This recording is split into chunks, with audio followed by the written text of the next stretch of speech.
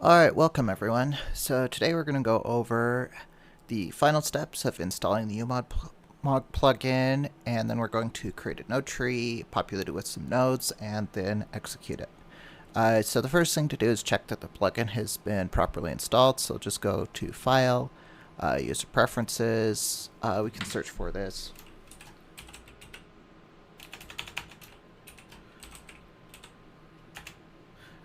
We could change the support level depending on where you have it installed.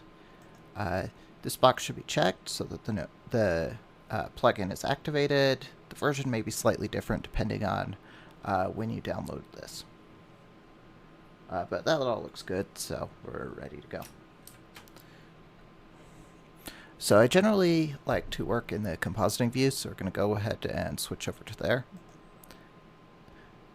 So the first thing to do is switch over to the UMOG view. So we should be able to see the views down here, and there should be a Sculpt Tool one, which is the UMOG view. So select that, and we'll be in the UMOG view.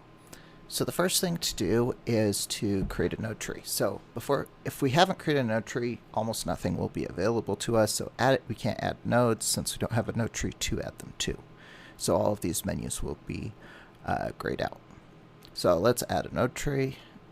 You can have multiple node trees and they'll all be separate, and you can select the current one, and then that will be the one that will be executed. So once you've created a node tree, you should be able to find a panel here on the right, like UMOG. If this is collapsed, you can uncollapse it, and you should see all of this. So let's go over some of these buttons here. So bake meshes will execute the current node tree the number of times given by length. We can adjust the length by adjusting the start and end frames. In this case, we just want this executed once, and if we're executed multiple times, we just create copies of the same mesh that we're going to create at the end of this video. So I'll just make sure length is 1. Texture resolution is also important. It specifies the dimensions of both 2D textures and voxels. And so 2D textures will be sampled at the beginning of execution to 256 by 256 in this case by the number of channels, and voxels will be created at a size of 256 by 256 by 256. Setting this too high can greatly impact the amount of time the plugin takes to run. So let's get on to creating a node tree. So I'm going to use Shift-A to create the nodes. You could also add them through here. So let's go to Texture 3 menu and add a shape node. So this will create a sphere in a voxel field. So it'll be a bunch of zeros with a bunch of ones in the middle representing a sphere.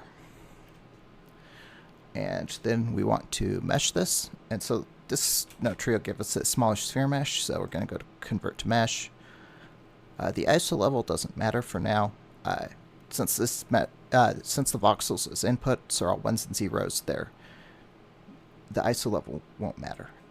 But if your values in your voxel field are much closer together, the ISO level will matter, and changing it can help you isolate different features that get meshed. So let's give the mesh a name. It doesn't matter what it is. But it will show up later, so I don't know. So let's come to the 3D view and delete the cube that's there by default.